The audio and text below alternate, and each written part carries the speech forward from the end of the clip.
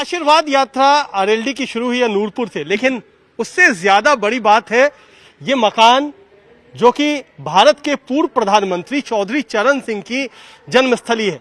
हालांकि अभी यहाँ पर पक्का मकान दिखाई पड़ रहा है इस गांव में, लेकिन यहाँ पर कभी झोपड़ी होती थी जहाँ पर चौधरी चरण सिंह पैदा हुए और इसी हापुड़ के नूरपुर गांव में उनका बचपन बीता।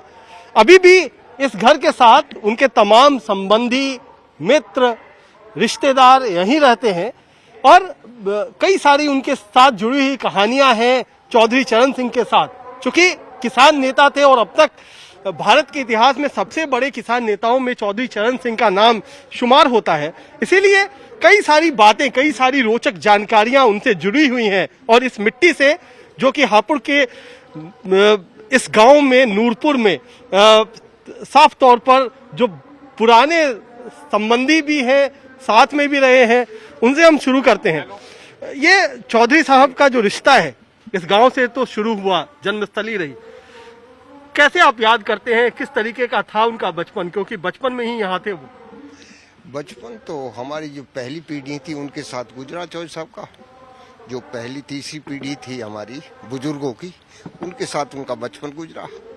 हमारी पीढ़ी ने तो चौधरी साहब को देखा जब, तब तक चौधरी साहब राजनीति में आ चुके थे। कुछ तो कहानियां होंगी आपको भी बचपन की जो चौधरी साहब के साथ याद आती होंगी हमेशा। चौधरी साहब की बड़े बूढ़े बताते हैं कि वो जब पढ़ते थे बचपन में, उनके जितने भी साथी थे उन सब के पास बैठकर वो केवल इस देश की बात करते थे, क्योंकि ब्रिटिश हुकूमत थी उस वक्त। ब्रिटिश हुकूमत में भाई ये जनता के साथ अन्याय हो रहा, अपने साथियों के साथ बहस वो करते थे, चर्चा।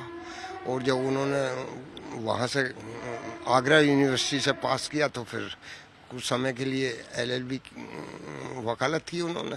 वो फिर जो है अंग्रेजों के खिलाफ आज़ादी में कूद गए।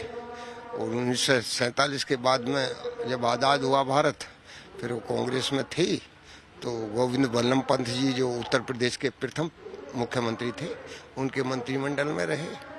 ये सारी बातें हैं जो कि बहुत लोगों को पता भी नहीं है, लेकिन कुछ और बातें हैं। अगर आप बुजुर्ग हैं, आज की तारीख में अगर चौधरी चरण सिंह होते, इतना बड़ा किसान आंदोलन चल रहा है, ये तमाम चीजें चल रही, किसानों की समस्या चल रही है, तो किस तरीके से वो करते?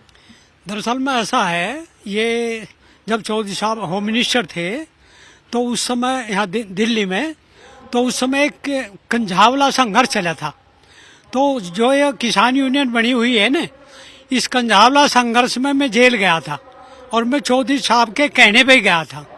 तो वहाँ उस समय जेल का जो तिहाड़ जेल का जो वो था जेलर, वो था रामचंद्र जी थे उस समय।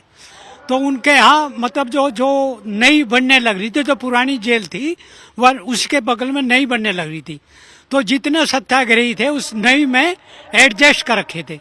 तो वहाँ की व्यवस्था बड़ी, मतलब जो है आप जानते होंगे, बड़ी वे किसान नहीं थे जो जेलर थे, शहरी थे।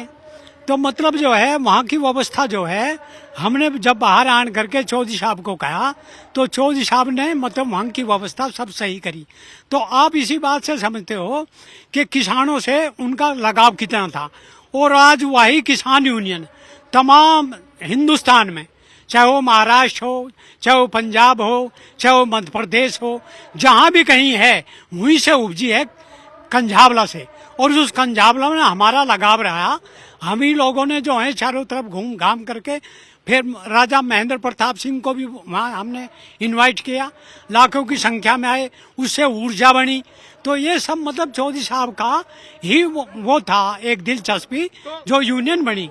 तो कई सारी बातें हैं जो कि यहाँ से निकल के आ रही हैं, क्योंकि जन्मस्थली है, पुराने लोग हैं जो कि यहाँ पर रहते भी हैं, उनको भी यहाँ पर अपने साथ। आपको लगता है क्या कि एक आप लोगों के लिए गर्व की बात है कि इसी गांव से, इसी आप कहिए कि इसी जगह से, इसी मिट्टी से चौधरी साहब जन्मे और बड़े होकर के प्रधानमंत्री तक पहुंचे? हाँ, बिल्कुल बने थे।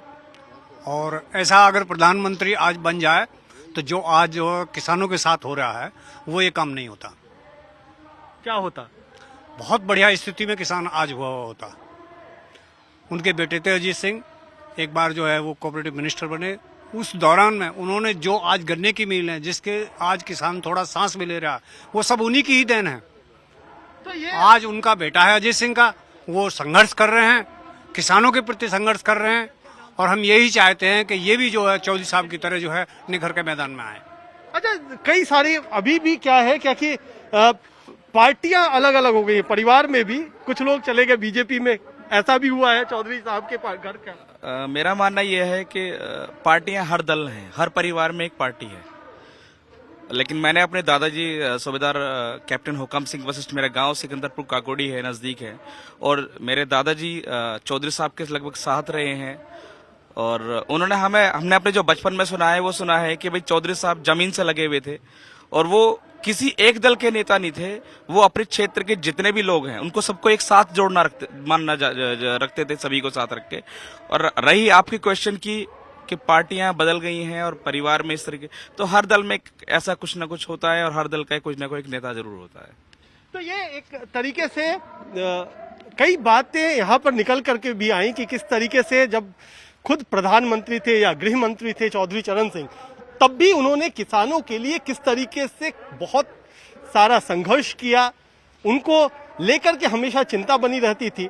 लेकिन जो सबसे बड़ा इसका फलसफा निकल रहा है कि अगर आज चौधरी साहब होते और ऐसी स्थिति में अगर किसान का आंदोलन होता तो शायद बहुत बेहतर नतीजे आ सकते थे, किसानों की समस्याओं का बेहतर समाधान हो सकता था।